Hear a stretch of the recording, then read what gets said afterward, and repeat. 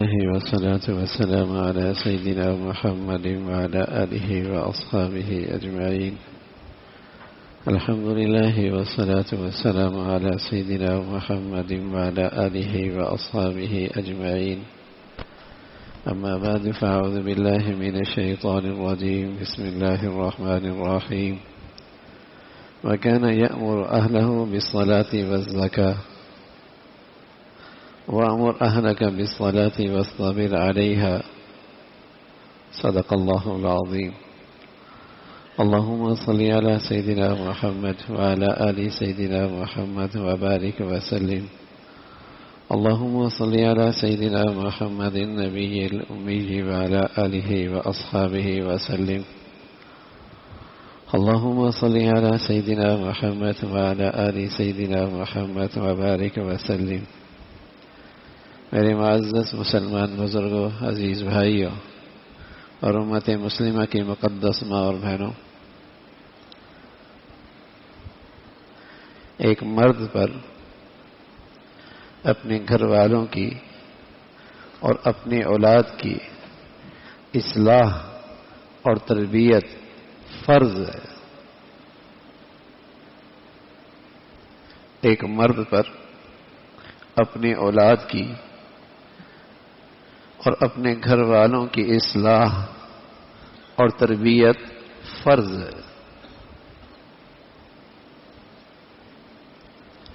ایسا نہیں ہے کہ کر لیا تو اچھی بات ہے اور نہ کیا تو ماں باپ پر کوئی اس کی ذمہ داری نہیں. یہ جرم ہے، یہ سزا ہے، یہ قابل مواخذہ ہے، یہ اس کی پکڑ ہے، یہ اس کی ذمہ داری اور فریضہ ہے. اپنے گھر والوں کی، اپنے بچے اور بچیوں کی اصلاح اور تربیت اس گھر کے ذمہ دار کا فریضہ ہے. کلکم مسئول، تم میں سے ہر ایک ذمہ دار ہے اور اپنے ماتحتوں کا ذمہ دار ہے. وَكُلُّكُمْ مَسْئُولٌ عَنْ رَعِيَّتِهِ، اس سے اس کی باز پرس ہوگی.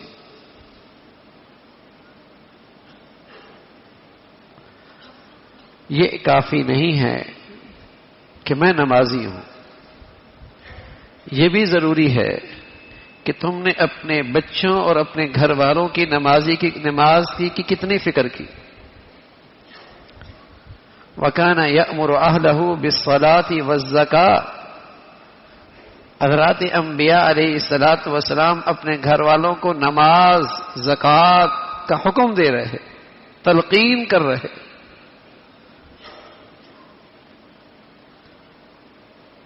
وَأْمُرْ أَهْلَكَ بِالصَّلَاةِ وَاصْطَبِرْ عَلَيْهَا، اپنے گھر والوں کو نماز کا حکم دو اور خود اس پہ استقامت کا مظاہرہ کرو. یا ایھا الذین آمنوا قوا انفسکم واہلیکم نارا، اے ایمان والو تم اپنے آپ کو، اپنے گھر والوں کو آگ سے بچاؤ. خطاب کا انداز بھی بہت میٹھا، بہت پیارا، عنوان بھی بہت شفقت بھرا کہ تمہارا میرا تعلق ایمان کا ہے. جیسے باپ بیٹے کا ایک تعلق ہوتا ہے اور باپ کہتا ہے بیٹے، باپ کہتا ہے بیٹی، جس میں شفقت اور پیار جھلک رہا ہوتا ہے، خیرخواہی اور محبت جھلک رہی ہوتی ہے. تو اللہ کریم بھی اسی عنوان سے کہہ رہے اے ایمان والو تمہارا میرا ایمان کا تعلق ہے، اور ایمان والا اللہ سے ٹوٹ کے محبت کرتا ہے اور اللہ اس سے محبت کرتے. تو میری یہ نصیحت میں تمہاری خیرخواہی ہے، شفقت ہے، محبت ہے، میرا پیار ہے. میری نصیحت غور سے سنو کہ قوا انفسکم واہلیکم نارا،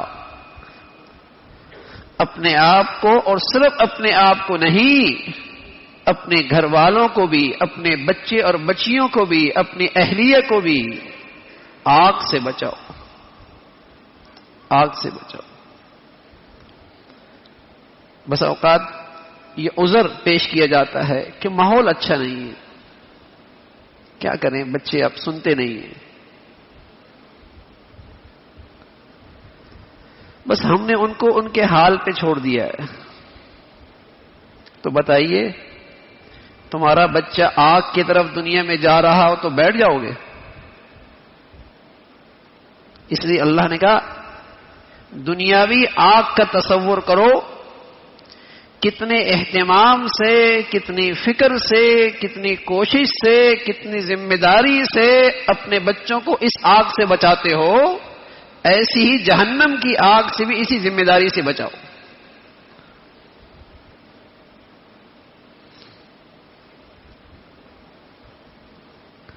آپ کا بچہ نشہ کرے تو آپ پریشان ہو جاتے ہیں، اور ہونا چاہیے۔ آپ کا بچہ چوری کرے تو آپ پریشان ہو جاتے ہیں، اور ہونا چاہیے۔ آپ کا بچہ پڑھنے نہ جائے تو آپ پریشان ہو جاتے ہیں، ہونا چاہیے۔ چونکہ یہ برائیاں سوسائٹی میں آدمی کو برا کر دیتی ہیں، کیونکہ یہ برائیاں سوسائٹی میں اس کی شخصیت کو متاثر کرتی ہیں، اس لیے پریشان ہو جاتا ہے۔ لیکن یہی بیٹی اور بیٹا نماز نہ پڑھے تو، پردہ نہ کرے تو، بےہودہ لباس پہنے تو، شرم و حیا سے عاری زندگی اختیار کرے تو، دین سے بیزار، دین سے بے فکر ہو تو، کان پہ جوں بھی نہیں رینگتی، ماتھے پہ بل ہی نہیں آتا،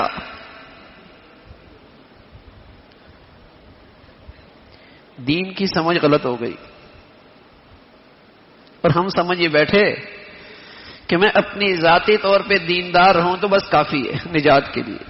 نہ نہ، پہلی بات تو کوئی ذاتی طور پہ دیندار بن بھی جائے اور گھر میں بے دینی کا ماحول ہو تو یہ کبھی دیندار رہ ہی نہیں سکتا۔ غمیوں اور خوشیوں میں یہ ان گناہوں میں ضرور مبتلا ہوتا ہے جن گناہوں میں گھر والے مبتلا ہے۔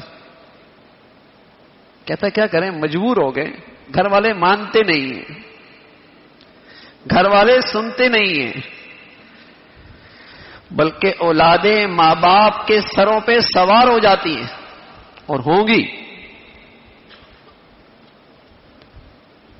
جب ان کی تعلیم و تربیت میں اللہ کا لحاظ نہ کیا تو اولادیں ماں باپ کے گردنوں پہ سوار ہوں گی،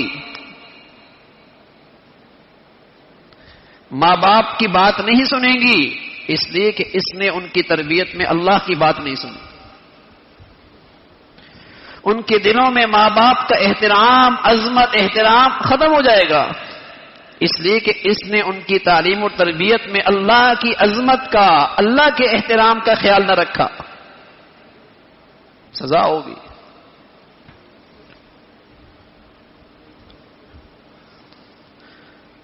ہم ان کے لباس کے، ان کے کھانے کے، ان کے ہر چیز کی فکر کرتے ہیں، نہیں کرتے تو ان کی دین کی فکر نہیں کرتے۔ اور دین کی سمجھ اتنی غلط ہو گئی ہے کہیں اس نے سیکھا ہی نہیں، کبھی اسے وہ صحبت ہی نہیں ملی جہاں وہ دین سیکھے کہ دین ہے کیا۔ وہ تو سمجھ بیٹھا ہے بیچارہ کہ دو چند نمازیں پڑھ لی جائیں، جمعے کی نماز پڑھ لی جائے، فیشن کے طور پہ حج عمرہ کر لیا جائے، ڈائٹنگ کے لیے کچھ روزے رکھ لیے جائیں، سارا دین یہی ہے۔ اسے کیا پتا دین ہے کیا؟ وہ تو سمجھتا ہے بس موقع مل جائے دو چند نمازیں پڑھ لیں گے، جمعے کی نماز ہو جائے گی، عید پڑھ لیں گے، فیشن کے طور پہ کچھ عمرہ کرنے چلے جائیں گے، جسم کے لیے ڈائٹنگ کے لیے روزہ اچھا ہے کبھی رکھ لیں گے۔ اسے تو پتہ ہی نہیں ہے کہ مسلمانی ہوتی کیا ہے۔ سیکھا جو نہیں، صحبت جو نہیں ملی، کہیں دین سیکھنے کے لیے گئے ہی نہیں، بیمار ہو جائیں سارا گھر پریشان، وہیں سے ڈاکٹر کے پاس لے جاؤ. وہ روحانی بیمار ہے، کبھی خیال نہیں ہوتا اسے کسی روحانی صحبت میں لے جائے، کسی ایمانی ماحول میں لے جائے.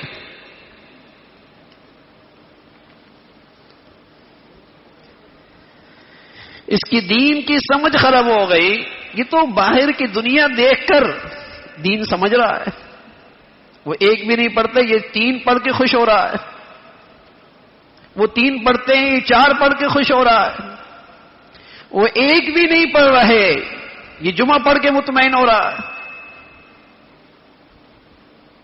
یہ ایسی مخلوق کے ساتھ اٹھتا بیٹھتا ہے جو جمعہ بھی نہیں پڑھتے، یہ عید پڑھ کے خوش ہو رہا ہے. اس لیے کہ اس نادان نے دین سوسائٹی سے سیکھا، معاشرے سے سیکھا،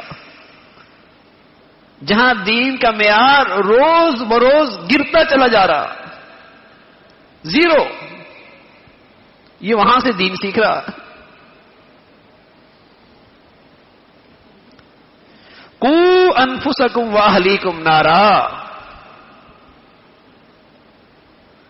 محض زبان سے کہنا کافی نہیں. جس طرح بچہ اس دنیا کی آگ کی طرف جا رہا ہو اور وہاں تم کوشش کرتے ہو، ہاں اپنے بچے کو دین پہ لانے کی اتنی کوشش کر لی اور پھر دین پہ نہ آیا، تم بری و ذمہ ہو. لیکن اس کوشش کا معیار یہ ہے، اس کوشش کا معیار یہ ہے کہ جس طرح دنیا کی آگ کی طرف تمہارا بچہ دوڑ رہا ہو اور تم اسے بچاتے ہو، اتنی کوشش کرو نا دین پہ لانے کی. کبھی یہاں تو یہاں آپ نے نہیں کہا میں نے بچوں کے حال پہ چھوڑ دی، میں سختی نہیں کرتا، اور دین میں تو ویسے بھی سختی نہیں ہے. پتہ نہیں یہ لوجک کہاں سے لے آتے. اس بے دینی کے ماحول میں پورے دین پہ چلنے کا نام سختی رکھ دیا، صحیح مسلمان بننے کا نام انتہا پسندی رکھ دیا، دین کی بنیادوں پہ مضبوطی سے کھڑے ہونے کا نام بنیاد پرست رکھ دیا، اور بے دینی کا نام رکھ دیا روشن خیال مسلمان، ترقی پسند مسلمان.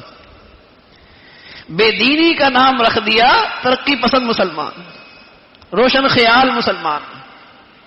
وسیع و ظرف کہ اتنا بڑا دل ہے کہ اس میں ہر برائی آتی ہے اور کفر بھی آ جاتا ہے، اس کا نام وسیع و ظرف مسلمان. نئی نسل کا ذہن بن گیا نا، یہ دین سخت ہے.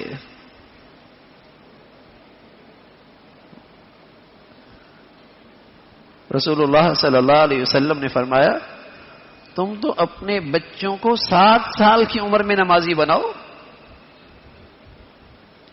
10 سال کی عمر میں اب تک فرض نہیں ہے، نہ پڑھنے پر سزا دو.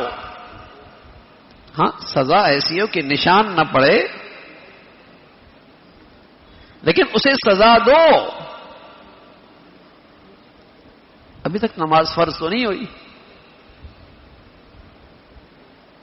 لیکن فرمایا سزا دو. اچھا اللہ کے نبی صلی اللہ علیہ وسلم الیاذ باللہ کیا سختی کر رہے ہیں؟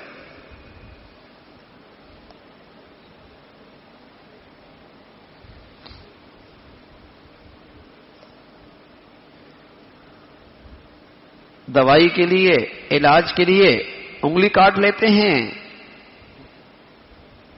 پاؤں کاٹ دیتے ہیں، جسم کے حصے میں چیر پاڑ کر دیتے ہیں. اس کو تو مسیحا کہتے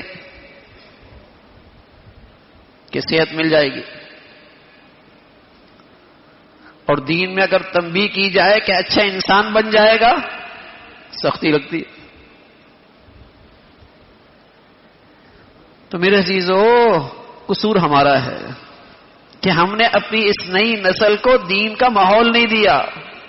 اب اس کی سوچ خراب ہو گئی.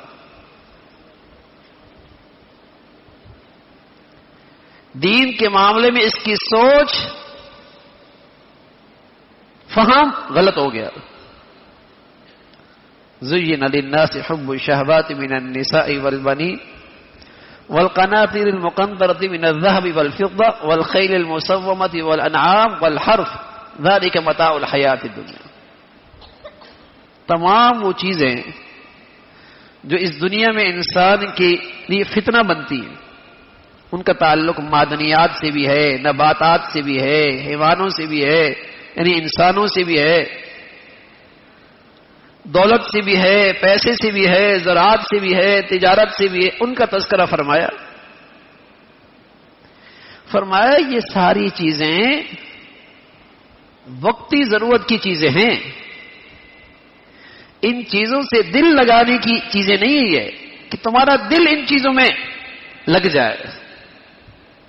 یہ مال، یہ دولت، یہ زمین، یہ جاگیر، یہ کاروبار، یہ پیسہ، یہ اسٹیٹس، یہ زراعت، یہ کھیتیاں، یہ معدنیات، یہ وقتی زندگی کی ضرورت کی چیزیں، یہ دل لگانے کی چیزیں نہیں ہیں.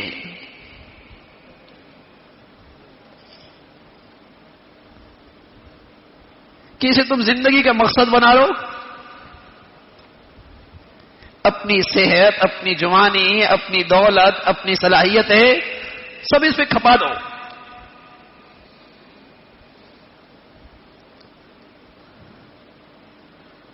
لیکن یہ آج ہمارے بچوں کو کہاں سمجھ ہے؟ وہ تو انہی چیزوں کو حاصل کرنے کا نام کیریئر سمجھتے ہیں، اور اس میں جتنا آگے بڑھ جائیں گے وہ کہتے ہیں کامیاب کیریئر ہے اس کا، کامیاب کیریئر ہے. اور جس کو ان چیزوں میں آگے دیکھتے ہیں اس پہ رش کرتے ہیں، کہاں سے کہاں چل گیا، کیسے نصیب جاگ گیا اس کے، تو اس کو تو کیریئر بن گیا. جنہیں اللہ کریم جو علیم بھی ہیں، حکیم بھی ہیں، رحیم بھی ہیں، وہ ذات کہہ رہی ہے یہ چیزیں دل لگانے کی نہیں، یہ وقتی زندگی کی صرف ضرورت کی چیزیں ہیں، دل لگانے کی نہیں ہیں. دل تو ان چیزوں سے لگاؤ جو تمہیں آخرت میں کام آئیں گی، کہ وہ زندگی بھی پائیدار اور اس پائیدار زندگی میں وہ چیزیں بھی کام آئیں. دل تو ان سے لگاؤ نا بھائی.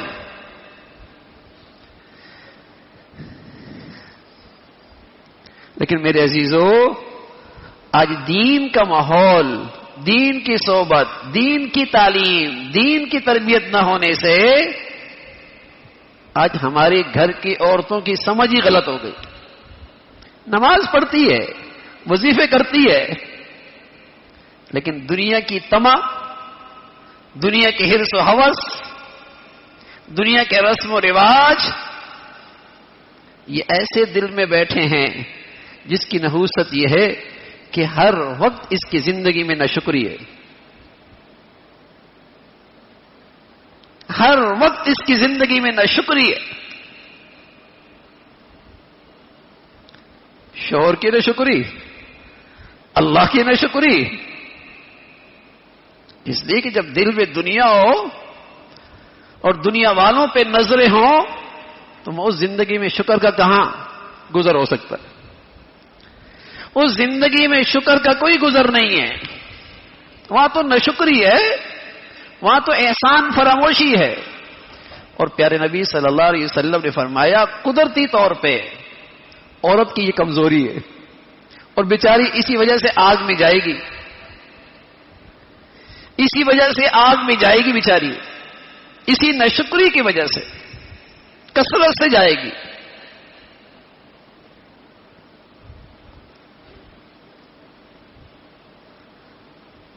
لیکن دین انہیں سکھایا نہیں، دین کا ماحول ہی نہیں دیا.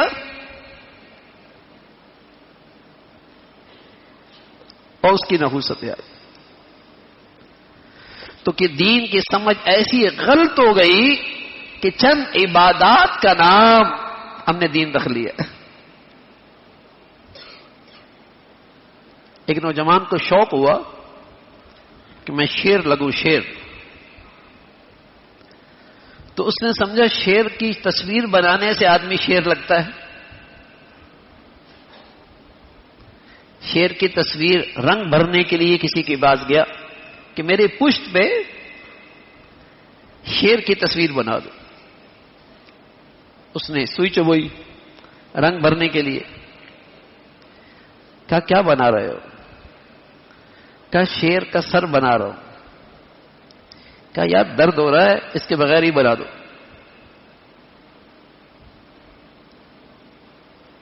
اس نے پھر سوئی چبوئی. کہا کیا بنا رہے ہو؟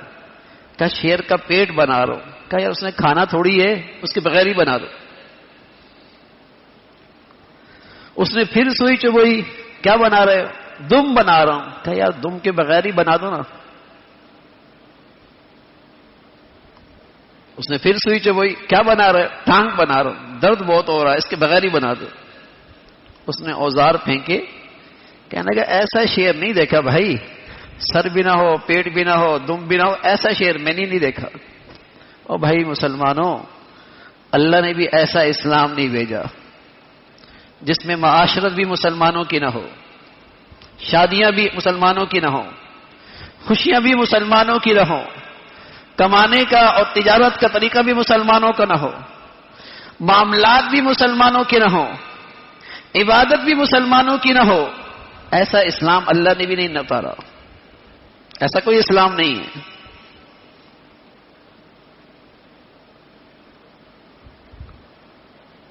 ایسا کوئی دین نہیں ہے بھائی.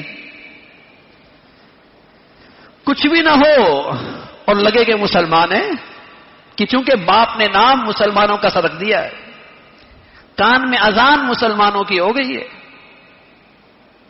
کچھ رسم و رواج پیدائش میں مسلمانوں کی سی ہو گئی. اور ایسے لوگ جب مرتے ہیں تو لوگ جنازے بھی پڑھ لیتے ہیں. لوگ سمجھتے ہیں مسلمان زندگی گزار رہا. اس کا نام مسلمان ہی نہیں ہے. پیارے رسول صلی اللہ علیہ وسلم تو فرمایا کرتے تھے ایک نماز ایک من ترک الصلاۃ متعمدا فقد کفر. ایک نماز جو جان بوجھ کے چھوڑ دے وہ ایسا ہے جیسے وہ ہندو ہو گیا، جیسے وہ سکھ ہو گیا، جیسے وہ عیسائی ہو گیا. اس نے وہ کام کیا جو غیر مسلم کرتا. ایک نماز. ما سلککم فی سقر قالوا لم نک من المصلین. بھئی کیوں پڑے ہو جہنم میں؟ نماز نہیں پڑھتے. بتائیے. میں نے اپنے بچوں کو یونیورسٹی بھی پڑھا دی، اسکول بھی پڑھا دیا، تعلیم بھی دلا دی، روزگار بھی لگا دیا. اسلام کا یہ ایک فریضہ، اس کی زندگی میں اس کا اہتمام کتنا ہے؟ اس ایک فریضے کا جو ایمان کے بعد سب سے بڑا فریضہ ہے، اور اسلام میں اس کی حیثیت ایسی ہے جیسے جسم میں سر کے بغیر زندگی ہوتی ہے، نماز کے بغیر اسلام نہیں. ایک فریضے کا حال کیا ہے؟ باقی احکامات کو تو چھوڑیے نا. اس ایک فریضے کے ساتھ کیا سلوک کر رہا ہے مسلمان اور مسلمانوں کی اولاد؟ ایک فریضے کے ساتھ.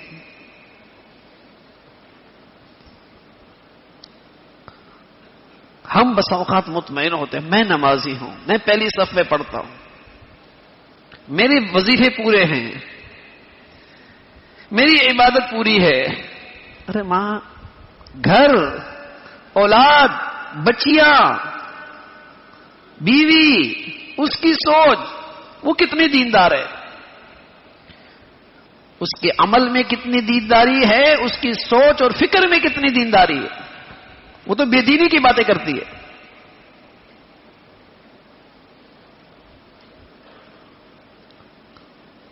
اور قصور گھر کے سربراہ کا ہے. کہ اس کے معاش کی فکر ہے، اس کی جسمانی ضروریات کی فکر ہے، اور اس کی ایمان اور روح کی فکر نہیں. اس کے لیے اسے ماحول نہیں دیا، اس کے لیے اسے ماحول نہیں دیا. اس نے کبھی دین سیکھا ہی نہیں ہے، وہ دین سمجھتے ہی نہیں ہے. اس نے جو سوسائٹی میں ہوتا دیکھا ہے اسی کا نام دین سمجھ دیا. اور وہاں تو میں عرض کر رہا ہوں معیار اتنا گرتا چلا جا رہا ہے کہ جب وہ دیکھتی ہے کہ جسم پہ کپڑے ہی نہیں ہیں تو وہ کپڑے پہن کر ہی اپنے آپ کو بزرگ سمجھتی ہے. اور ایسی مخلوق کو دیکھتی ہے کہ جس کے جسم میں کپڑے ہیں لیکن نہ ہونے کے برابر، وہ اگر اسکارف پہن لے تو وہ تو اپنے آپ کو ولی سمجھ لے گی.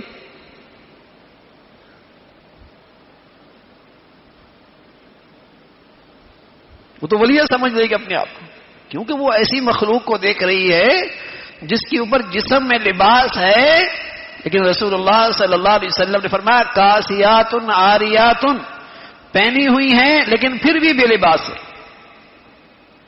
ممیلات مائلات، مائل ہو رہی ہیں، لوگوں کو اپنی طرف مائل کر رہی ہیں. رؤوسہن کاسنمۃ البخت، ان کے سروں کے بال ایسے ہیں جیسے اونٹ کے کوہان یہاں باندھی ہوئی. لم یجدن ریح الجنہ وان ریحها لتوجد من مسیرۃ کذا وکذا، جنت کی خوشبو میلوں میل آ رہی ہے، لیکن یہ بد نصیب مخلوق اس جنت کی خوشبو کو بھی نہیں سونگھ پائیں گی. کیسا لباس پہنا ہے، کیسا اوڑھنا بچھونا ہے، کیسا رہن سہن ہے، لگتی ہے مسلمان.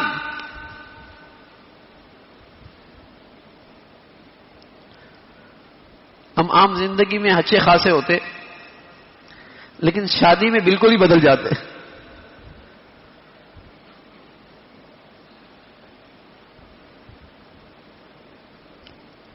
کیوں؟ کہتے ہیں بھائی یہ پہنو ذرا اچھے لگو، ذرا اچھے لگو گے. ویسے زندگی میں نارمل چل رہے تھے لیکن شادیوں میں ایسا لگتا ہے یہ کہ مخلوق ہی کچھ اور ہو گئی، اور اسے گناہ بھی نہیں سمجھتے. میرے عزیزو، گناہ تو ہو جاتا ہے لیکن جس شخص کو گناہ پہ افسوس نہ ہو اس پر اللہ کا قہر ہے، اس پہ اللہ کا غصہ ہے.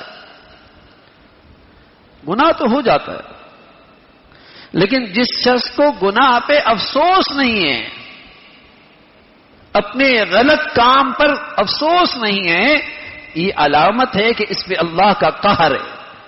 جیسے ابلیس گناہ کیا اور اسے اس پر افسوس نہیں ہے. شیطان اس نے گناہ کیا، اس کو اس پر افسوس نہیں ہے، اس پہ اللہ کا قہر ہے، اللہ کا غضب ہے. کوئی گناہ کرے اور اس پر اسے افسوس نہ ہو، اس پہ اللہ کا قہر ہے، اللہ کا عذاب ہے. گناہ ہو جاتا ہے لیکن ندامت ہے، افسوس ہے، شرمندگی ہے، معافی تلافی ہے. اس کی طرف اللہ کی رحمت متوجہ، اس گناہگار پر بھی اللہ کی رحمت ہے.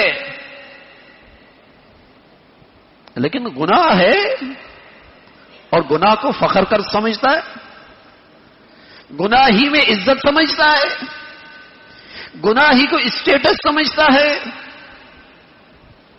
گناہوں کے ذریعے لوگوں میں عزت چاہتا ہے. اس پہ تو اللہ کا قہر ہے. یہ تو شیطانیت ہے.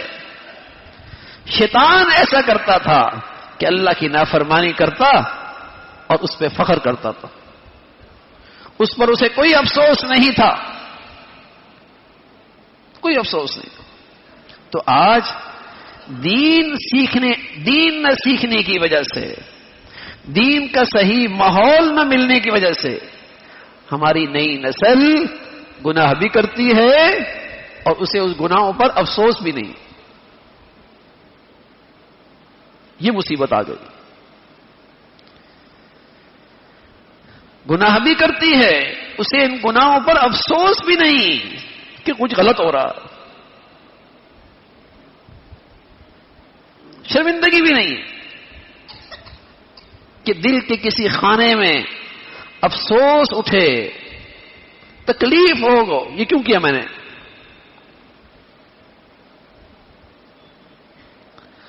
تو میرے عزیزو, یہ ایک فریضہ ہے اولاد کی, گھر والوں کی اصلاح, تربیت, ان کے دین کی فکر, یہ فریضہ ہے. اللہ کا پیارا نبی ام کنتم شہداء اذ حضر یعقوب الموت, ایک پیغمبر ہے, موت کا وقت قریب آ گیا, موت کا وقت قریب آ گیا. ام کنتم شہداء اذ حضر یعقوب الموت اذ قال لبنیہ ما تعبدون من بعدی قالوا نعبد الہک و الہ آبائک ابراہیم و اسماعیل و اسحاق الہا واحدا ونحن له مسلمون. اس نے اپنے بیٹوں کو, بیٹیوں کو, پوتوں کو, نواسوں کو, گھر کے بڑے تھے, خاندان کے بڑے تھے, سب کو بلایا. اور یہ وہ نبی ہیں جن کے ابا بھی نبی ہیں, بھائی بھی نبی ہیں, دادا بھی نبی ہیں. اب بتائیے وہ خاندان کتنا مقدس, کیسی نیکیوں کا ماحول ہوگا.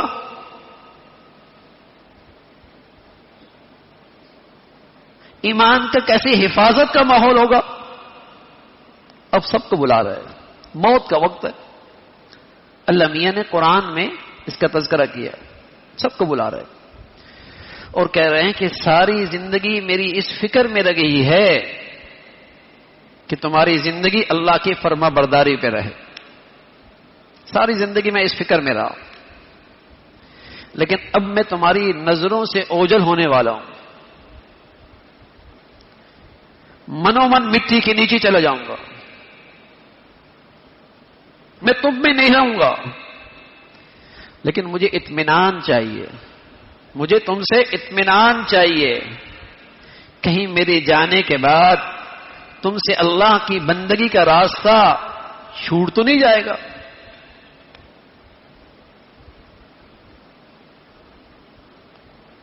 میں عرض کر رہا ہوں ایسا مقدس ماحول, ایمان کے لحاظ سے ایسا سازگار ماحول, نبی پھر نبی پھر نبی. لیکن جب کسی چیز کی عظمت ہوتی ہے نا, جب کسی چیز کی اہمیت ہوتی ہے, جب کسی چیز کی قدر و قیمت دل میں ہوتی ہے تو اس کی فکر بھی بہت ہوتی ہے. جب کسی چیز کی قدر و قیمت دل میں ہوتی ہے نا تو اس کی فکر بھی ہر وقت لگی رہتی ہے.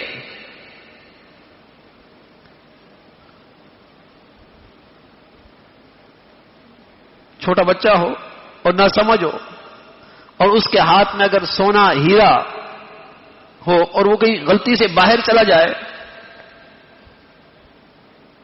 کیا حال ہوتا ہے؟ کیونکہ اس سونے اور ہیرے کی قدر و قیمت ہے نا, چین آئے گا آپ کو کہ بچہ نظروں سے اوجھل ہو گیا ہے اور اس کے پاس بڑی قیمتی چیز ہے, قدر و قیمت ہے. کیسے پریشان ہوں گے, کیسے بے چین ہوں گے, کیسی فکر ہوگی. تو حضرات انبیاء علیہ الصلوۃ والسلام اللہ نے انہیں سب سے زیادہ بصیرت دی تھی, سب سے بڑی عقل عطا فرمائی تھی, سب سے بڑا اللہ نے انہیں علم عطا فرمایا تھا. ان سے بڑھ کر کون جان سکتا ہے ایمان کی قدر و قیمت, اور ان سے بڑھ کر اپنی اولاد کا کون خیر خواہ ہو سکتا ہے. ان سے زیادہ اپنی اولاد کا کون مہربان ہو سکتا ہے, اور ان سے بہتر فیصلے اپنی اولاد کے لیے کس کے ہو سکتے. تو کیا سوچ ہے ایک والد کی, ایک دادا کی، ایک نانا کی کیا سوچ ہے کہ میرے جانے کے بعد کہیں تم یہ اللہ کی بندگی کا راستہ، اس کی فرما برداری کا راستہ بدل تو نہیں دو گے؟ سب نے بیک زبان کہا، ابا جان، دادا جان، نانا جان، آپ اطمینان رکھیے، وَنَحْنُ لَهُ مُسْلِمُونَ، ہم اسی کی فرما بردار رہیں گے، ہم اسی کی فرما بردار رہیں گے، اب اطمینان رکھیے۔ تو میرے عزیزو، یہ فریضہ ہے، یہ کوئی نفلی چیز نہیں ہے، مستحب نہیں ہے کہ کر لیا تو ٹھیک ہے، نہیں، باز پرس ہے، اللہ کا حکم ہے۔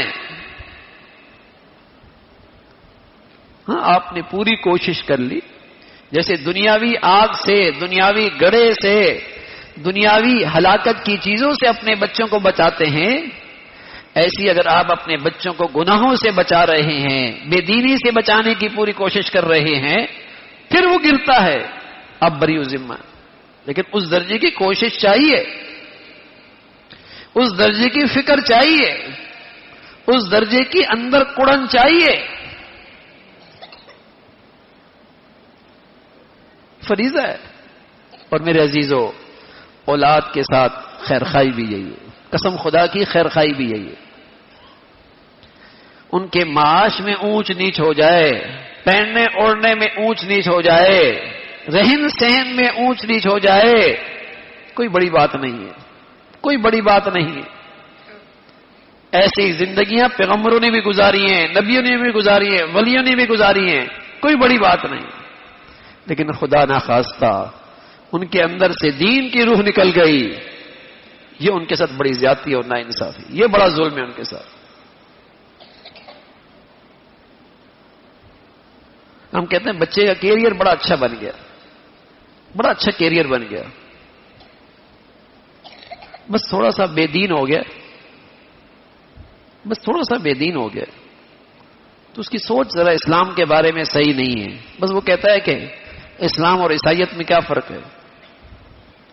کبھی وہ کہہ دیتا ہے کہ ہندوؤں کی باتیں بھی تو بہت اچھی ہیں، کبھی وہ کہہ دیتا ہے تو مجھے گرجے اور جسے کہیں کہ کنیسا کے اندر بھی بڑا سکون ملتا ہے، بس تھوڑا سا بے دین سا ہو گیا۔ تو مفتی حبشہ رحمۃ اللہ علیہ فرمایا کرتے تھے، یہ ایسا ہی ہے کہ کوئی ڈاکٹر سے پوچھے مرنے والے کے بارے میں، وہ کہے آنکھیں بھی ٹھیک ہیں، ہاتھ پاؤں بھی ٹھیک ہیں، پورے جسم کے اعضاء و جوارح ٹھیک ہے، بٹ صرف ذرا سی روح نکل گئی ہے، باقی سب ٹھیک ہے، آنکھیں بھی ٹھیک ہیں، ہاتھ پاؤں بھی ٹھیک ہے، کان بھی ٹھیک ہیں، سر بھی ٹھیک ہے، انگلیاں بھی ٹھیک ہیں، بس ذرا سی روح نکل گئی ہے بس۔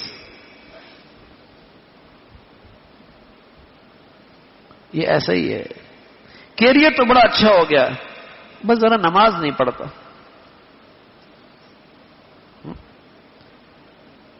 اسے اللہ کے بارے میں عجیب عجیب خیالات آتے ہیں۔ یہ قرآن کے بارے کے اندر بھی کچھ سوال کرتا ہے۔ تو میرے عزیزو، آج نئی نسل دین سے اس قدر دور ہوتی چلی جا رہی ہے کہ اس کے عقائد بھی مسلمانوں کے سے نہیں رہے۔ اسے آج ان سچائیوں پر بھی یقین نہ رہا، اسلام کی ان سچائیوں پر بھی اسے ایمان اور یقین نہ رہا، اسے شک ہونے لگا ہے۔ اس لیے کہ میں نے اپنی نادانی میں اسے ایسے ماحول میں پھینک دیا جہاں جن کا دعویٰ اس لیے اس کے اسلام کی حفاظت کا ہے ہی نہیں، ایسے ماحول میں پھینک دیا۔ آپ بچے کو سمندر میں پھینک دیں اور پھر کہیں کپڑے گیلے نہ ہوں، آپ سخت بے دینی کے ماحول میں اپنی اولادوں کو پھینک دیں اور پھر کہے کہ یہ بے دین نہ ہو، اس کی سوچ میں بے دینی نہ آئے، اس کی فکر میں بے دینی نہ آئے. کیسے ہوگا بھائی؟ کچا مٹکا ہو نا اور اسے پانی کی صحبت مل جائے, پانی اس گھڑے میں ڈال دے, مٹکا کچا ہے, سوراخ ہوں گے نہیں ہوں گے؟ سوراخ ہوں گے نا. ہاں, مٹکا پکا ہو, مضبوط ہو, پھر پانی کی صحبت مل جائے, پانی اس میں ڈال دیں, پانی کو ٹھنڈا کر دے گی. ہم نے تو اس کی سوچ میں پختگی لائی, نہ اس کا عقیدہ مضبوط, نہ اس کا اسلام کا فہم ٹھیک, نہ اس نے دین سیکھا, نہ پڑھا, اور بے دینی کے ماحول میں ڈال دیا, تو پھر اس کی دینی عقائد میں سوراخ کیوں نہیں ہوگی؟ عیسائی دنیا کہا کرتی تھی کہ پوری اسلامی دنیا کے اندر جو تم نے مسلمانوں کو میں محنت کرنی ہے, وہ محنت یہ نہیں ہے کہ تم مسلمان کو ہندو اور عیسائی بنا دو.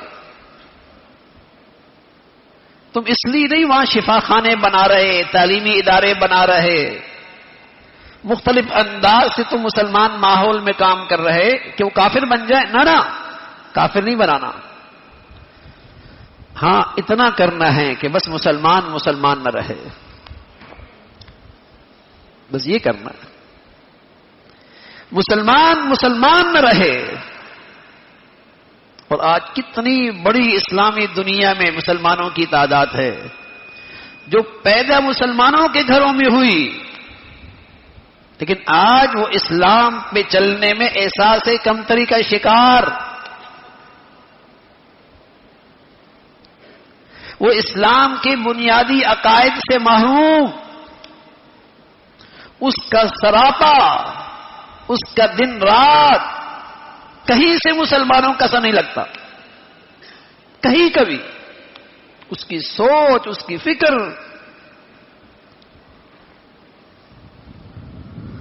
تو میرے عزیزو, جب بے دینی کا اس قدر منصوبہ ہے تو پھر تو ماں باپ کی ذمہ داری اور بڑھ جاتی ہے, اس فریضے کی اہمیت اور بڑھ جاتی ہے کہ انہیں اچھا ماحول دو, اچھی صحبت دو, ان کی دین کی فکر کیجئے. اتنا فرق ہے کہ بس اوقات ایک گھر سے ابا بھی نکلتا ہے, بیٹا بھی نکلتا ہے, ماں بھی نکلتی ہے, بیٹی بھی نکلتی ہے. دونوں کی زندگیوں میں اتنا فاصلہ ہے, لگتا ہی نہیں ہے یہ دونوں ماں بیٹیاں ہیں, لگتا ہی نہیں ہے دونوں ماں بیٹیاں ہیں. یہ اس بے دین ماحول نے اپنا اثر دکھایا, ظاہر بھی اور سوچ اور فکر. سوچ اور فکر. تو قوا انفسکم واہلیکم نارا, اے ایمان والو, اپنے آپ کو بھی, اپنے بچوں کو بھی, اپنے گھر والوں کو بھی اس آگ سے بچاؤ جس کا ایندھن لکڑیاں نہیں ہیں.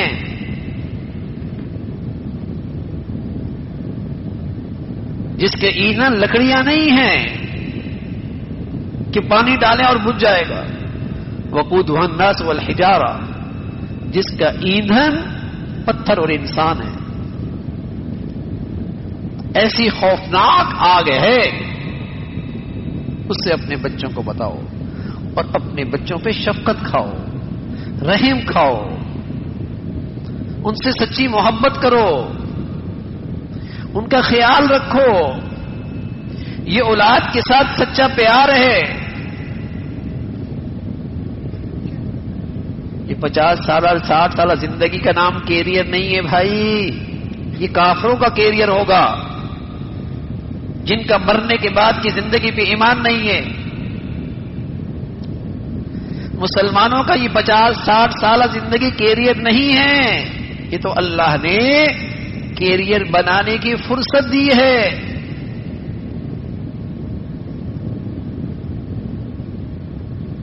یہ تو اللہ نے کیریئر بنانے کا محنت کا موقع دیا ہے. یہ کیریئر بنانا اپنا. جیسے آپ اپنے بچوں کو انگلینڈ بھیجتے ہیں, آسٹریلیا بھیجتے ہیں اور دور بھیجتے ہیں اور کہتے ہیں بیٹے کیریئر بن جائے گا. تھوڑی سی محنت کر لو، مشقت اٹھا لو، کیریئر بن جائے گا۔ ایسی پیارے نبی نے بتایا کہ دنیا میں محنت کر لو، کھربوں سال کا کیریئر بن جائے گا۔ کیریئر بناؤ اپنے بچوں کا۔ لیکن آج ہماری بچوں میں، بچیوں میں، مردوں میں، عورتوں میں کہاں تصور ہے اس کیریئر کا؟ ہم تو ساری اسی کو کیریئر سمجھ، اور ان کا قصور ہی نہیں ہے۔ جن تعلیمی اداروں میں جا رہے ہیں، جن ماحولوں میں جا رہے ہیں، جس نظام میں جا رہے ہیں، جو وہ دیکھ رہے ہیں، سن رہے ہیں، وہ تو یہی کیریئر کی بات کر رہا ہے، وہ تو اسی کیریئر کی بات کر رہا ہے۔ اس کیریئر کے تو تذکر ہی نہیں ہے۔ تو سوچ میں ایسی بے دینی، فکر میں ایسی بے دینی کہ اسی کو کیریئر سمجھ بیٹھے، اسی کا نام زندگی رکھ لیا۔ تو میرے عزیزو، گھر کے ذمہ دار پر، گھر کے بڑے پر یہ فریضہ ہے اپنی اولاد کی اصلاح، تربیت، ان کی فکر، نیکیوں پر ان کی حوصلہ افزائی، نیکی پہ چلنے پہ ان کو شاباش، اور ایسے ماحول میں انہیں اٹھنا بیٹھنا ان کا جہاں انہیں نیکی پہ چلنے کا حوصلہ ملے۔ ورنہ بچے بچیاں بیچاری جب وہ دین کے لحاظ سے کمزور ہوتی ہیں اور بے دینی کے ماحول میں رہتی ہیں تو ان کے اندر تو دین پہ چلنے کا حوصلہ ہی نہیں رہتا۔ وہ تو اپنے آپ کو وہاں احساس کمتری کا شکار ہو جاتی ہیں، بلکہ اپنے ماں باپ کو کوستی ہیں۔ کیا کرتے ہیں ہمارے ابا، اتنی سختی کرتے ہیں، یہ سارے بچے انجوائے کر رہے ہیں، ہمیں روز ڈانٹ پڑتی ہے۔ تو انہیں ایسا ماحول دیجئے جہاں انہیں نیکی پہ چلنے میں حوصلہ ملے، جہاں انہیں نیکی پہ چلنے میں فخر ہو، اور وہ یہ کہیں اننی من المسلمین، یہ میرا اعزاز ہے کہ میں مسلمان برادری سے ہوں، میں امت مسلمہ کی خاندان سے ہوں، میں امت اسلامیہ کی برادری سے ہوں، یہ میرے لیے فخر کی بات ہے، فخر ہو۔ اللہ میاں کہہ رہے اس کے بول مجھے بڑے پسند ہیں، جو یہ کہتا ہے اننی من المسلمین، یہ میرے لیے فخر کی بات ہے کہ میرا تعلق مسلمان برادری سے، امت مسلمہ کے خاندان سے، امت اسلامیہ کی برادری سے، میرے لیے فخر کی بات ہے۔ وہ احساس کمتری کا شکار نہ ہو، اسے یقین ہو اعزنا اللہ بالاسلام، اللہ نے ہمیں اسلام سے عزت دی ہے۔ جن اسلاف پر، جن کی طرف نسبت کرنا ہم اپنے لیے نجات کا ذریعہ سمجھتے ہیں، حضرات صحابہ رضوان اللہ اجمعین، ان کی سب سے بڑی خوبی یہی تھی کہ وہ اسلامی زندگی سے ایک انچ بھی دستبردار ہونے کے لیے تیار نہیں تھے۔ ان کی سب سے بڑی خوبی وہ یہی تھی کہ وہ اسلامی زندگی سے ایک انچ بھی دستبردار ہونے کے لیے تیار نہیں تھے، اور کہا کرتے تھے اعزنا اللہ بالاسلام، اسلام نے تو ہمیں عزت دی ہے، اسلام کے بدولت تو ہمیں عروج ملا ہے۔ آج ہمارے بچوں کو، ہمارے گھر والوں کو، ہماری نئی نسل کو اسلام پر یہ اعتماد نہیں ہے کہ اسلام آج بھی ان کی مشکلیں حل کر سکتا ہے، اسلام آج بھی انہیں عزت دلا سکتا ہے۔ انہیں اسلام پر یہ اعتماد نہیں ہے کہ اسلام انہیں آج بھی کامیاب کر سکتا ہے۔ وہ تو بیچارے سمجھتے ہیں اسلام پہ چلنے پہ بس زندگی اور مصیبت میں آ جائے گی۔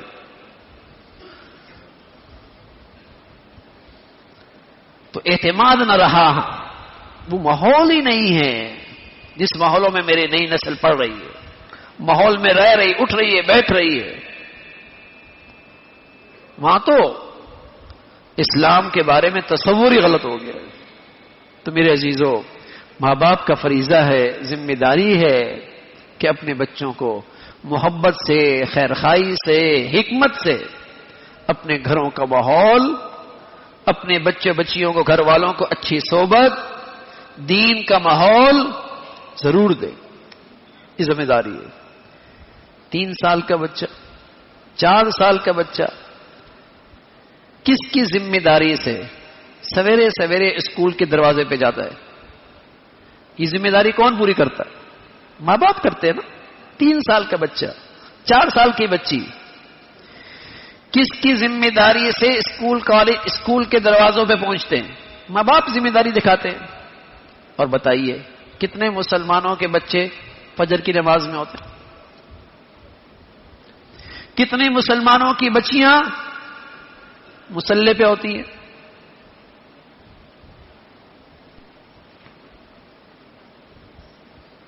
کہنے میں مسلمان ہیں، کہنے میں مسلمان ہیں، اور اسلام کا ایسا بڑا فریضہ میرے عزیزو. حضرت عمر فرمایا کرتے تھے رضی اللہ تعالیٰ عنہ، اپنے تمام گورنروں کو خط لکھا اور فرمایا میری نظر میں سب سے اہم چیز نماز کا اہتمام ہے. اگر تم اس کا اہتمام نہیں کرتے تو مجھے تم سے کوئی امید نہیں کہ تم مخلوق خدا کی ذمہ داریوں کو صحیح طور پہ پورا کرو گے. جب تم اللہ کی اتنی بڑی ذمہ داری میں کوتاہی کر رہے ہو تو تم مخلوق کی ذمہ داریاں کیسے اٹھا سکتے ہو؟ اس میں کیسے انصاف کر سکتے؟ یہ تو وہ فریضہ ہے. تو میرے عزیزو، حکمت کے ساتھ، فکر کے ساتھ، اہتمام کے ساتھ اپنے بچے بچیوں کو دین کے ماحول میں ان کی اصلاح، ان کی تربیت، ان کے لیے نیکی کے صحیح فیصلے، یہ ہماری ذمہ داری ہے. اللہ تعالی ہمیں اپنے بڑوں کے لیے صدقہ جاریہ بنائے اور ہماری اولادوں کو ہمارے لیے صدقہ جاریہ اور ہمارے لیے عزت کا باعث بنائے. اللہ عمل کی توفیق نصیب فرمائے. اللہم لک الحمد کلو ولک الشکر کلو. اللہم لک الحمد کلو ولک الشکر کلو. سبحان اللہ وبحمدہ سبحان اللہ العظیم عدد خلقہ وزینت عرشہ ورضا نفسہ ومداد کلماتہ. اللہم لا نحصی ثناء علیک انت کما اثنیت علی نفسک. اللہم اعنا علی ذکرک وشکرک وحسن عبادتک. سبحان اللہ وبحمدہ سبحان اللہ العظیم. ربنا ظلمنا انفسنا وإن لم تغفر لنا وترحمنا لنكونن من الخاسرين. يا حي يا قيوم برحمتك نستغيث أصلح لنا شأننا كله ولا تكلنا إلى أنفسنا طرفة عين. يا حي يا قيوم برحمتك نستغيث أصلح لنا شأننا كله ولا تكلنا إلى أنفسنا طرفة عين. اللهم إنا نسألك العفو والعافية في الدنيا والآخرة. اللهم إنا نسألك العفو والعافية في الدنيا والآخرة. یا ارحم الراحمین، جو کچھ کہا سنا عمل کی توفیق نصیب فرما. ایمان والی، عافیت والی، صحت والی زندگی نصیب فرما. اپنی پسند کا جینا نصیب فرما. کلمے والی موت نصیب فرما. یا ارحم الراحمین، ہمارے بچے بچیوں کو نیکیوں کا ذوق شوق نصیب فرما. نیکوں سے تعلق نصیب فرما. نیکوں کی عظمت نصیب فرما. بروں سے محفوظ فرما. برائی سے محفوظ فرما. شریروں سے محفوظ فرما. یا ارحم الراحمین، ہر قسم کے ظاہری باطنی فتنوں سے محفوظ فرما. اے مولا، جو اولاد کے ماں باپ پر ذمہ داریاں اور فریضے ہیں اچھے انداز سے ادا کرنے کی توفیق نصیب فرما. اے مولا کریم، ہمارے بچے بچیوں کو اپنا بھی والدین کا فرما بردار بنا، شکر گزار بنا، احسان شناس بنا. یا ارحم الراحمین، اپنے فضل سے، اپنے کرم سے ہماری اولادوں کو ہمارے لیے صدقہ جاریہ بنا. اے مولا، جو بچیاں گھروں میں ہیں ان کے لیے نیک صالح رشتوں کا انتظام فرما. جو بچیاں گھروں میں جا چکی ان کے گھروں کو محبت اور تقوی سے آباد فرما، ٹوٹ پھوٹ سے محفوظ فرما. اے مولا کریم، ہمیں اپنے خوشیوں میں غمیوں میں اپنے پیارے نبی کے طور طریقے زندہ کرنے کی توفیق نصیب فرما. خرافات سے، بے حیائی کی فتنوں سے، ہر قسم کے فضولیات سے محفوظ فرما. یا ارحم الراحمین، ہمیں دین کی صحیح سمجھ نصیب فرما. ہمیں روحانی جسمانی صحت نصیب فرما، ہمارے ظاہری باطنی گناہوں کو معاف فرما۔ اے مولا خلوت تنہائیوں میں بھی اپنا خوف اپنا تعلق نصیب فرما۔ یا ارحم الراحمین اپنے فضل سے اپنے کرم سے پوری امت اسلامیہ پہ رحم فرما، اہل اسلام کو نیک صالح قیادت نصیب فرما، ظالموں سے بے دینوں سے جہلاء سے اس امت کو نجات نصیب فرما، مسلمانوں میں اسلامی اخوت اسلامی وحدت کو زندہ فرما۔ اے مولا جو مسلمانوں میں نفرتوں کا بیج بو رہے اور مسلمانوں میں تفریق اور مسلمانوں میں تقسیم کے درپے ہیں، ان ظالموں کے شر سے مسلمانوں کی حفاظت فرما۔